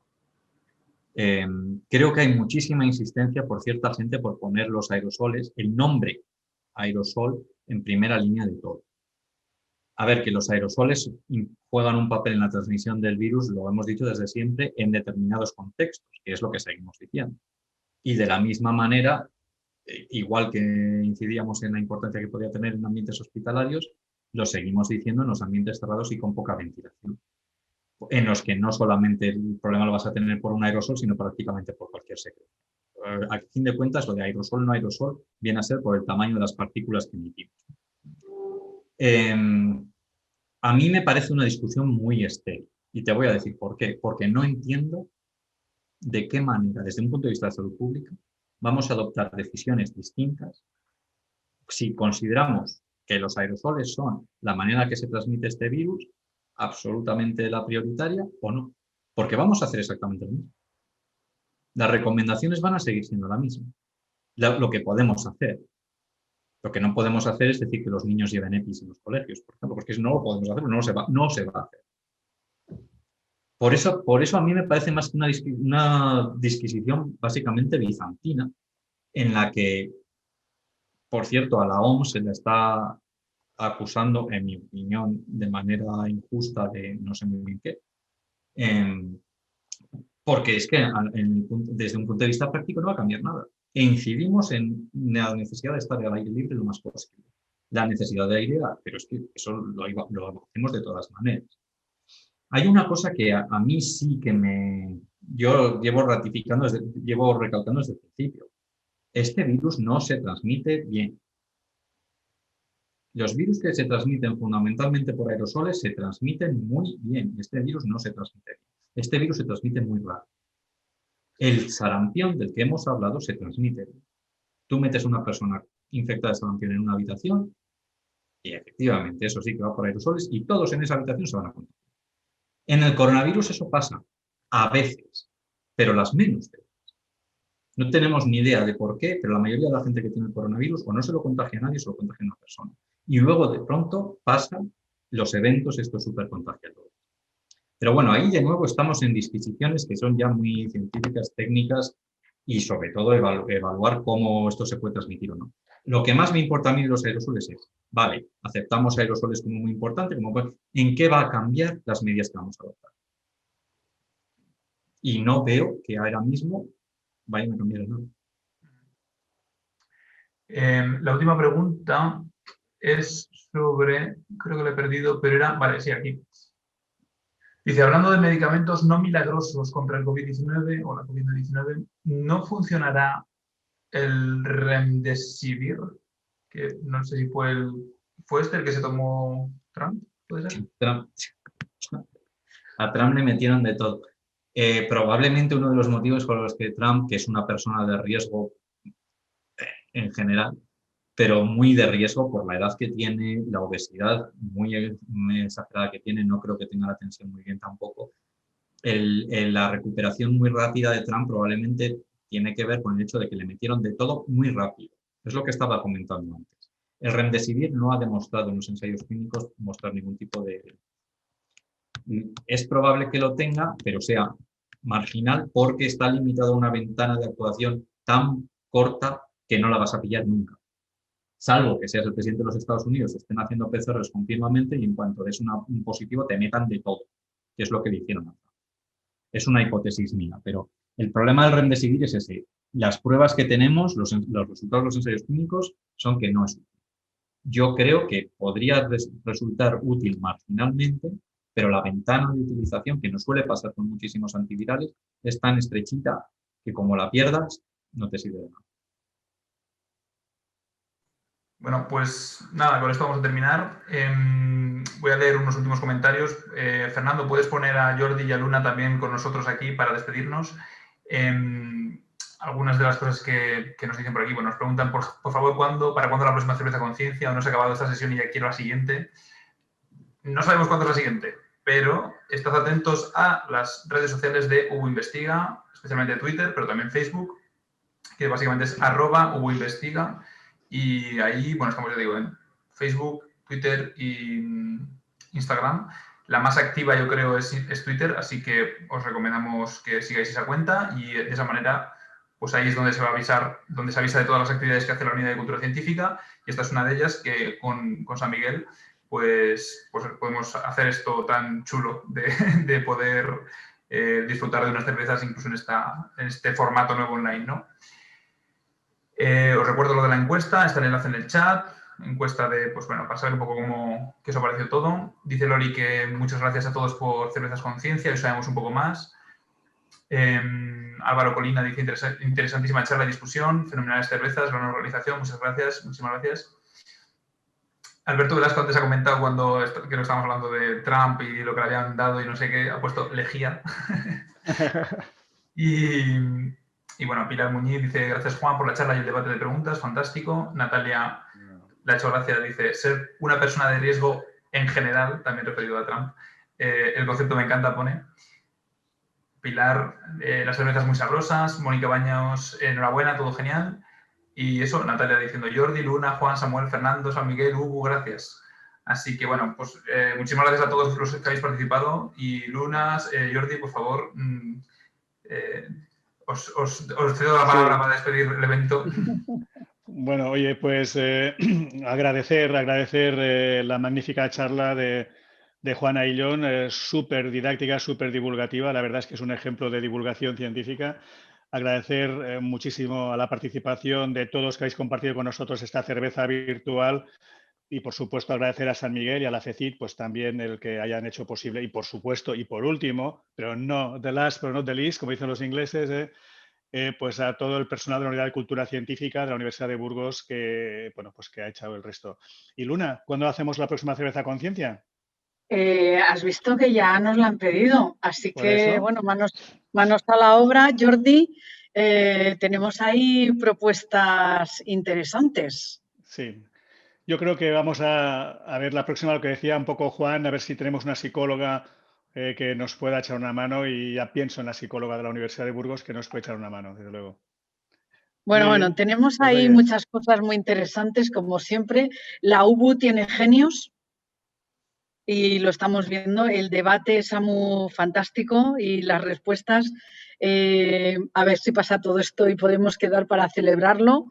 Y bueno, pues la siguiente charla también depende un poquito de las respuestas que veamos, porque os hemos pedido para mejorarlo. Así que las respuestas de vuestra encuesta nos van a dirigir un poquito hacia dónde movernos. Tenemos por nuestra parte muchas cervezas y muchas innovaciones, así que podemos tener muchas cervezas conciencia. Bueno, pues oye, brindemos por ello, brindemos que la pandemia, bueno, brindemos, que se pase lo antes posible, que la vacuna que nos decía, pues tras esas vacunas que nos contaba Juan, pues que se pongan también en marcha lo antes posible. Y muchas gracias a todos, especialmente a ti, Juan, por esa magnífica lección. Gracias a vosotros. Venga, gracias a todos y Juan, hasta la próxima. y salud para todos, mucha salud.